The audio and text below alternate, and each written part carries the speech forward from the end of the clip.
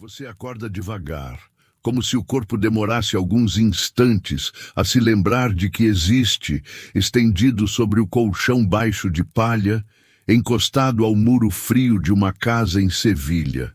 Uma casa que, por fora, parece igual a tantas outras, mas que por dentro guarda pequenas sombras, pequenos silêncios que ninguém vê, a não ser você. A luz que entra no quarto ainda é fraca, uma claridade leitosa que atravessa a janela alta, coberta por uma cortina grossa, filtrando o sol da manhã em um brilho triste, mais pálido do que alegre, deixando que apenas um traço de dia toque as paredes, onde a cal branca começa a amarelecer em certos pontos, manchada pelo tempo e pela umidade. Você permanece por alguns momentos de olhos fechados, ouvindo antes de olhar, escutando o modo como a casa respira. Há o som muito leve de água sendo movida em algum lugar do pátio interno, talvez alguém enchendo uma jarra, talvez apenas o resto de um balde derramado na noite anterior. Há um ruído baixíssimo de madeira que estala quando o ar começa a esquentar. Há um canto distante de algum pássaro que pousou no telhado. Há o eco dos primeiros passos apressados em alguma rua próxima, ainda abafados por paredes espessas, mas presentes, como um murmúrio que lembra que o mundo lá fora já recomeçou. Ao mesmo tempo, você percebe o próprio corpo desperto aos poucos, sente o peso das pernas, a rigidez dos joelhos, o ombro direito um pouco dolorido da posição em que dormiu, a coluna pedindo para se alongar, a pele em contato com o tecido áspero da manta, um cheiro leve de suor seco e poeira grudado no travesseiro. O colchão de palha se molda aos contornos do seu corpo com certa resignação. Cede, range levemente quando você se move, como se também ele carregasse uma memória de muitas noites em que se virou, se encolheu, se esticou, na tentativa de encontrar uma postura em que o sono pudesse chegar sem sobressaltos. Quando decide finalmente abrir os olhos, aciúos. Penumbra do quarto se define um pouco mais. Você vê as paredes brancas, manchadas, vê a linha de sombra que marca o limite da luz que entra pela janela, vê o contorno de um pequeno crucifixo pendurado em lugar bem visível, uma imagem cuidadosamente escolhida para ser vista por qualquer um que em algum momento possa vir a examinar a casa com olhos desconfiados. Vê também, quase sem olhar diretamente, a cortina pesada que encobre a parede do lado oposto, escondendo um nicho estreito, invisível a quem não sabe que está ali, onde outra parte de sua vida permanece guardada, silenciosa. Você se ergue devagar, primeiro se sentando na beira do colchão, deixando que os pés encontrem o chão frio de tijolos ou pedra, sentindo o contato áspero sob as solas, o contraste com o calor ainda preso na pele por causa da manta. Permanece assim por um tempo, respirando, ouvindo outra vez a casa. Ao longe, um sino começa a tocar, marcando talvez uma primeira hora do dia. O som chega, amortecido, atravessando ruas, telhados, pátios, até alcançar esse quarto interno, onde tudo parece um pouco mais lento, um pouco mais distante. Você leva as mãos ao rosto, esfrega os olhos, a testa, a ponte do nariz, afastando os restos de sonho que ainda se agarram a você. O ar, ao ser inspirado mais fundo, traz uma mistura de cheiros, um pouco de incenso que se infiltrou da noite anterior, vindo da igreja próxima, um pouco de cera de vela, o cheiro estável de madeira, cal, pano e algo mais discreto que só você nota, vindo de algum canto em que papel e tinta descansam escondidos, esperando. A roupa que você usou para dormir é simples, uma camisa longa, de tecido áspero, que protegeu do frio da madrugada, mas agora se sente levemente úmida, grudando em alguns pontos das costas e do peito. Você se levanta, caminhando devagar até o lugar onde numa cadeira ou gancho repousa a melhor túnica, aquela que será usada ao longo do dia, aquela que qualquer vizinho Reconheceria como apropriada a alguém que leva uma vida comum, respeitável, perfeitamente alinhada com o que se espera de todos. Ao tocá-la, você sente o peso do tecido, o cheiro de sabão, talvez um traço de incenso absorvido em alguma missa recente, um odor que serve como uma espécie de proteção, uma camada externa de normalidade. Você tira a camisa de dormir, veste a túnica, passa os braços pelas mangas, ajusta o decote, sente o pano deslizar sobre a pele ainda fria, se acomodar sobre o corpo. Em seguida, pega as calças ou peças inferiores, calça, prende, monta pouco a pouco a figura que precisa apresentar ao mundo. Os gestos são lentos, mas precisos, repetidos tantos dias que se tornaram quase um exercício de memória corporal. Cada dobra, cada amarração, cada reajuste já foi feito infinitas vezes, sempre com o mesmo cuidado, sempre com a mesma atenção discreta. Antes de sair do quarto, há o pequeno ritual de higiene. Em um canto, repousa uma bacia com um pouco de água, talvez não tão limpa quanto se gostaria, mas suficiente para o que é necessário. Você a aproxima, mergulha as mãos, sente o frio subir pelos punhos, salpica o rosto, deixa as gotas deslizarem pela pele, molhando o queixo, o pescoço, a base dos cabelos. Com um pano, seca-se, sentindo o tecido absorver a umidade, deixando para trás um frescor breve, que logo será substituído pelo calor do dia que avança. O estômago começa a se manifestar, com um vazio moderado, lembrando que é preciso comer algo antes de enfrentar as horas que virão. Você atravessa um corredor estreito, chega ao pátio interno da casa. O pátio é pequeno, mas aberto para o céu, com um retângulo de claridade que cresce à medida que o sol sobe. Há plantas em vasos, algumas flores discretas, um poço ou cisterna no canto, talvez uma fonte simples que, quando aberta, deixa a água cair com um som muito leve que acompanha os dias sem nunca chamar muito a atenção. As paredes são brancas, o chão de pedra recebe a primeira luz com um brilho suave. Na cozinha, o cheiro de pão amanhecido, talvez aquecido sobre as brasas, mistura-se com o aroma de alguma bebida quente simples, um pouco de leite, um caldo leve, algo que aquece o corpo sem exigir muito dele. Você pega um pedaço de pão, parte com as mãos, vê a textura dura, o miolo mais claro que resiste aos dedos. Leva um bocado à boca, mastiga devagar, deixando que o gosto, ainda que modesto, ocupe o paladar. Molha o pão em um líquido morno, suavizando a dureza, sentindo a mistura descer devagar pelo corpo, preenchendo o espaço vazio.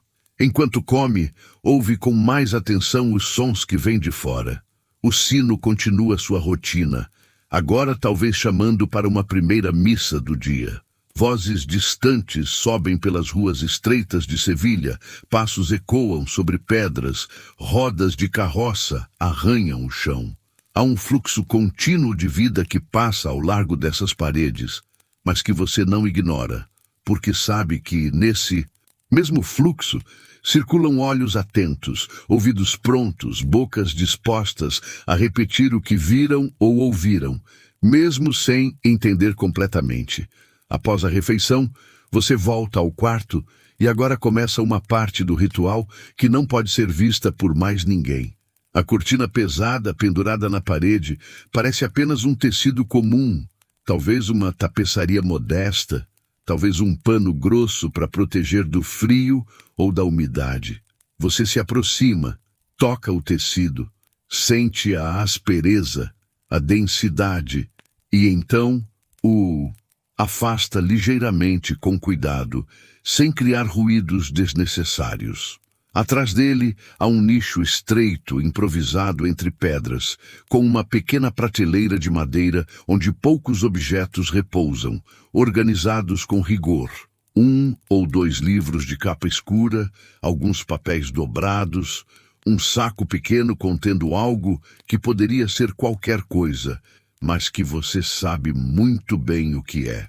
Você passa os dedos pela lombada de um dos livros, sentindo a textura do couro, o relevo discreto de letras que não estão ali para que qualquer um as leia, apenas para que você as reconheça ao toque.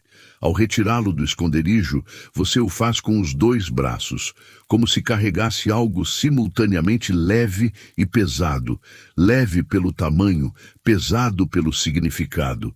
Leva-o até a mesa, onde já há uma vela pronta para ser acesa em algum momento.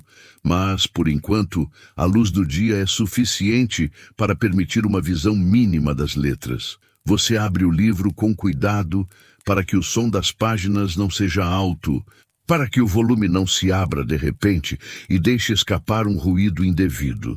As folhas são amareladas, talvez um pouco irregulares nas bordas, o texto escrito em tinta escura, em uma língua que para muitos seria apenas um estranho emaranhado de sinais, mas que para você é familiar, traz memórias mais antigas do que qualquer decreto recente, mais antigas do que qualquer ameaça do tempo presente. Você não lê com pressa. Cada linha é percorrida com um olhar lento, que absorve as palavras, mas não as agarra com ansiedade. Você sabe que não é o momento para se aprofundar demais em pensamentos que possam agitar o coração. Em vez disso, deixa que o texto trabalhe em camadas suaves. Uma lembrança aqui, uma ideia ali, uma frase que se encaixa no que você sabe, outra que se choca de leve com o que lhe dizem que deve saber. O ato de ler, nessa luz discreta, com o livro apoiado sobre a mesa, com a cortina parcialmente fechada atrás de você, é ao mesmo tempo um gesto cotidiano e um risco silencioso. Depois de ler algumas páginas, você fecha o volume, sem marcar lugar de forma visível, e o retorna ao nicho escondido, deixando-o lá, protegido pela escuridão do pequeno espaço. A cortina volta ao lugar, cobrindo tudo com uma aparência de normalidade. No quarto, o crucifixo na parede, a imagem de um santo em algum canto, o rosário sobre a mesa, todos esses objetos continuam ali, visíveis, prontos para responder a qualquer olhar externo que precise ser tranquilizado. O resto da manhã se preenche com tarefas comuns, aquelas que qualquer vizinho poderia ver sem estranhar. Talvez seja preciso ir ao mercado, comprar farinha, azeite, legumes, qualquer coisa que falte. Você coloca o manto, cobre a cabeça, sai pela porta que dá para a rua. O sol já está mais alto, o calor começa a se insinuar nas pedras das vielas, mas ainda há uma brisa leve que atravessa os becos estreitos, trazendo cheiros misturados de comida sendo preparada, de animais, de fumaça. As ruas do bairro se sucedem. Casas de paredes brancas, janelas pequenas, varandas de ferro, pátios internos invisíveis a quem passa. Pessoas entram e saem, carregando cestos, trocando poucas palavras, às vezes se cruzando com algum representante da ordem, talvez um oficial, um clérigo, alguém ligado ao santo ofício, cuja mera passagem faz com que muitos abaixem o olhar, ajustem a postura, acelerem ou desacelerem o passo, como se o próprio corpo quisesse mostrar sua submissão. Você anda com passos medidos, nem apressados, nem lentos demais, olhar baixo o suficiente para não parecer desafiador, mas alto o suficiente para não parecer culpado. O mercado o espera com o ruído habitual. Vozes oferecendo produtos, discussões de preços, risadas, o som do metal de moedas se encontrando, o atravessar de pessoas ocupadas. Você compra o que precisa, comedidamente, trocando gestos e palavras comuns, perguntando pelo peso, pela qualidade, pelo valor. Nada ali diferencia você dos outros. Você é, para todos os efeitos, mais um habitante, mais um fiel, mais uma peça discreta na grande imagem da cidade. Aos poucos, as compras se concluem. Você retorna pelas mesmas ruas, carregando o que trouxe, sentindo o peso das coisas nas mãos, o calor do sol sobre o tecido, o suor se acumulando na nuca. Passa novamente por becos, ouve mais uma vez os sinos marcando alguma hora. Vê crianças correndo, vê pessoas conversando, vê talvez cartazes ou avisos pregados em alguma parede, trazendo notícias, anúncios, às vezes nomes de pessoas que foram levadas, às vezes chamadas para cerimônias que todos sabem o que significam. Seus olhos podem passar por esses papéis, mas não se detêm neles por muito tempo. É suficiente saber que existem, que estão ali, que fazem parte do cenário fixo de seus dias. De volta a casa, o pátio traz um pouco de frescor. Você guarda os alimentos, organiza o pouco espaço da cozinha, talvez acenda o fogo para preparar o que será a refeição principal do dia. O processo é lento, paciente. Pegar lenha, dispor, acender, esperar as chamas se firmarem, colocar a panela, acrescentar ingredientes na ordem certa, mexer com uma colher de madeira, sentir o cheiro de algo que cozinha tomar o ar. O aroma de legumes, de grãos, talvez de alguma carne, vai preenchendo o espaço, misturando-se com odores anteriores, compondo um fundo doméstico que qualquer visitante reconheceria como normal. Enquanto a comida cozinha, você às vezes se ocupa de pequenas tarefas. Pode varrer o chão do pátio, recolhendo folhas secas, poeira. Pode limpar algum canto da casa, arrumar a mesa, checar se as portas e janelas estão como devem estar.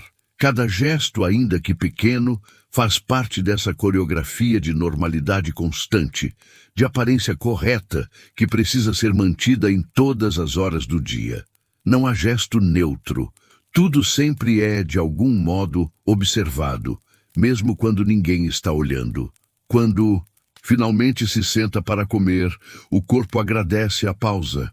A refeição é simples, mas mais farta do que o pão da manhã. Você leva a comida à boca com calma, mastigando sem pressa, sentindo o sabor se espalhar, o calor encher o estômago, a sensação de saciedade se instalar aos poucos. Talvez beba um pouco de vinho fraco, ou água fresca, ou algo semelhante. O som da colher batendo levemente na borda do prato, o arrastar da cadeira, tudo isso faz parte de um cenário que, visto de fora, poderia parecer absolutamente comum. Depois de comer, vem aquela fase do dia em que o corpo naturalmente reclama de cansaço, especialmente quando o sol está alto, quando o calor aperta. Em muitas casas, seria o momento de repousar um pouco, de sentar à sombra, de fechar os olhos por um breve instante. Você até permite isso por alguns minutos, sentando-se em uma cadeira perto de alguma janela, ou em um banco de pedra no pátio, sentindo o ar parado, o zumbido distante da cidade, o som de uma mosca que insiste em circular. Entretanto, mesmo nesse momento, uma parte de você permanece alerta, pronta para reconhecer um som diferente, um passo pesado, uma batida na porta. Mas as horas passam e nada disso acontece. Apenas o mesmo fluxo de sempre. Vizinhos que entram e saem de suas casas, vendedores que cruzam as ruas, chamados de crianças, risos, o toque ritual dos sinos que marcam hora, missa, algum evento.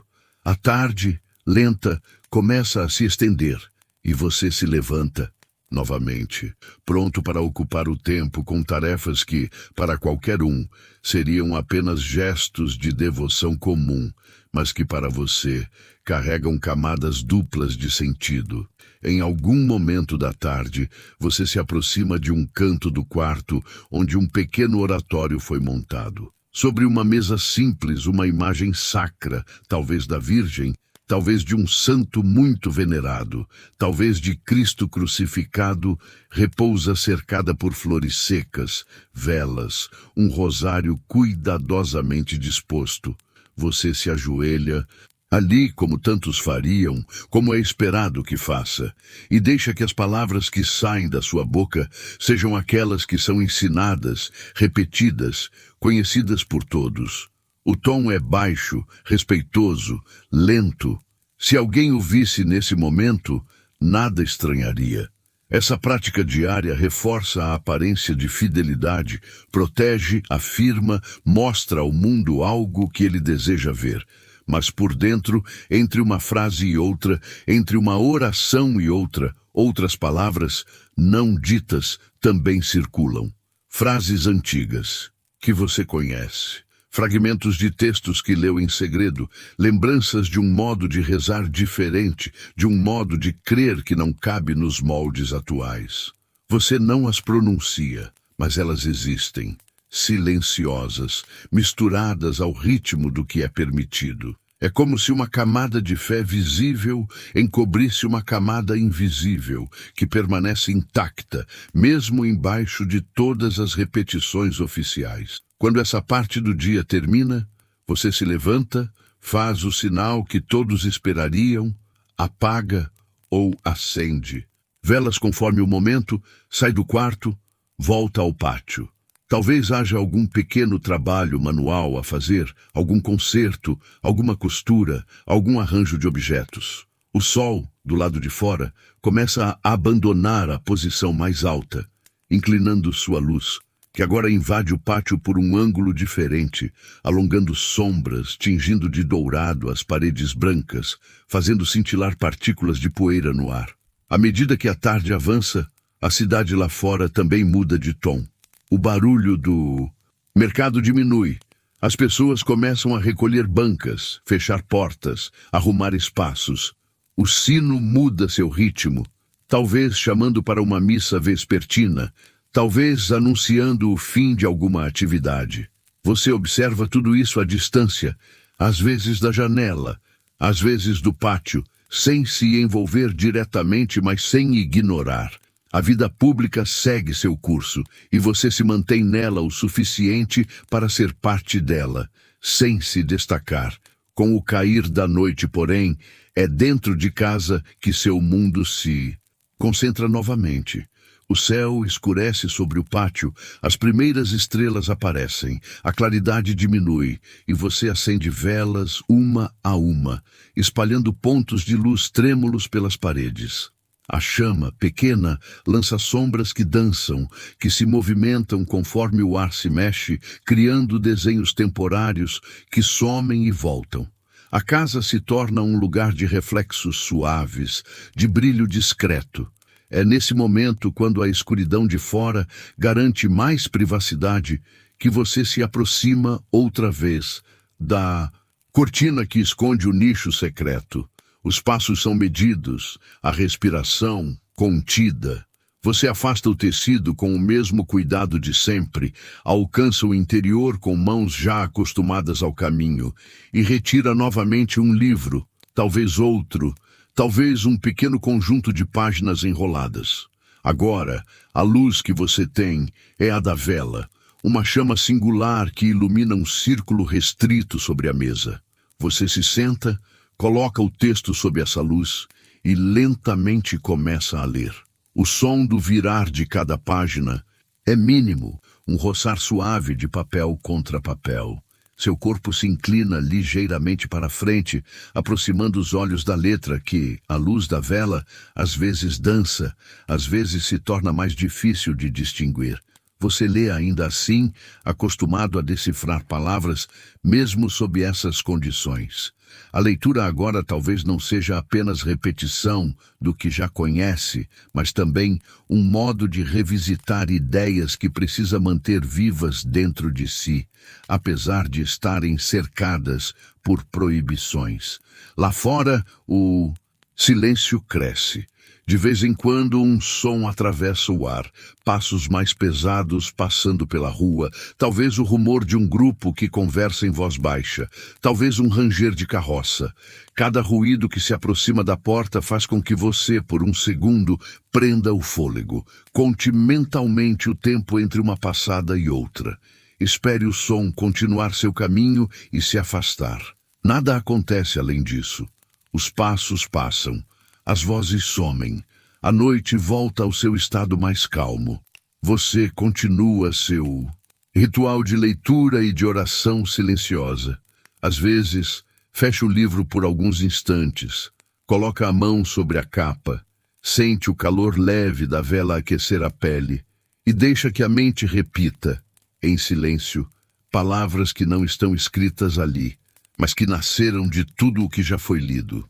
Às vezes, ergue o olhar e encara a chama por alguns segundos, vendo como ela se estreita, depois se alarga, depois se torna estável. A chama é um pouco como sua vida, pequena, cercada por sombras, mas persistente.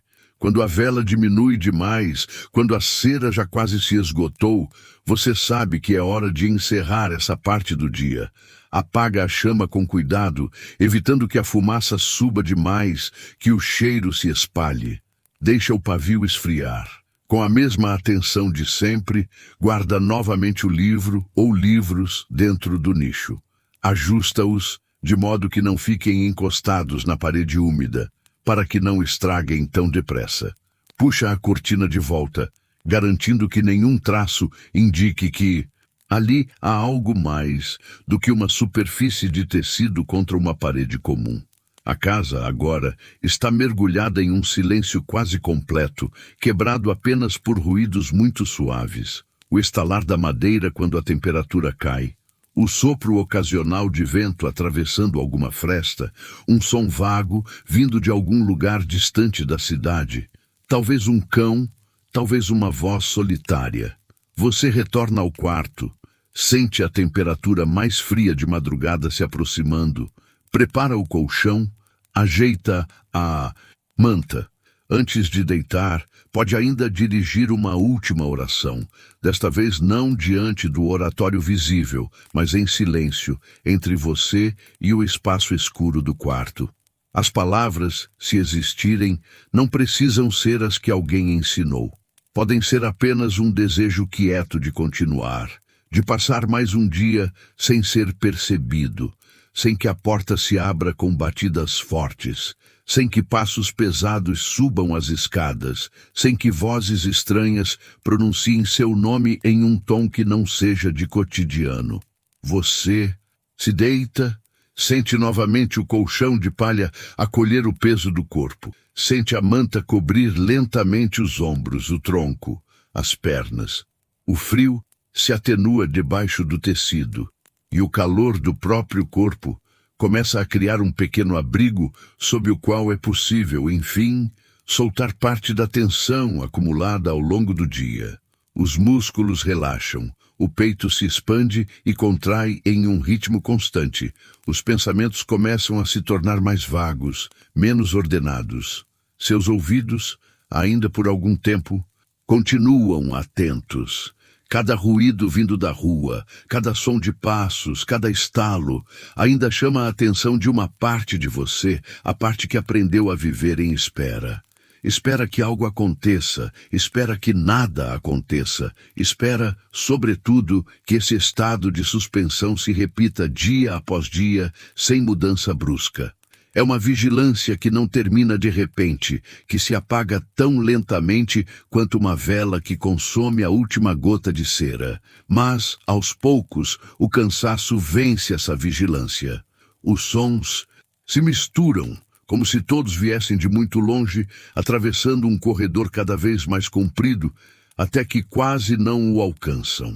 As imagens do dia, as ruas de Sevilha, o pátio interno, a cozinha, a mesa, o livro escondido, a chama da vela, se embaralham, se desfocam, se tornam nebulosas. Não há um ponto exato em que você perceba o momento em que passa da vigília ao sono, assim como não há um ponto exato em que a noite se torna madrugada. Apenas acontece lentamente. Você adormece. Então, sob as mesmas paredes grossas que o protegem e o limitam, sob o mesmo teto que guarda segredos e medos, sob o mesmo crucifixo que alguém colocaria ali para garantir que tudo parece em ordem. E, enquanto dorme, a cidade lá fora continua a respirar. A Inquisição continua a existir. Os sinos continuam a tocar. Os passos continuam a circular. Mas, por algumas horas, tudo isso se mantém à distância, separado por uma camada de sonho, em que o tempo corre ainda mais devagar, em que cada batida de coração é apenas mais uma na sequência interminável de dias iguais, ligados entre si por rituais repetidos, por livros escondidos, por orações sussurradas, por esperas que, no fim das contas, são apenas outra forma de viver.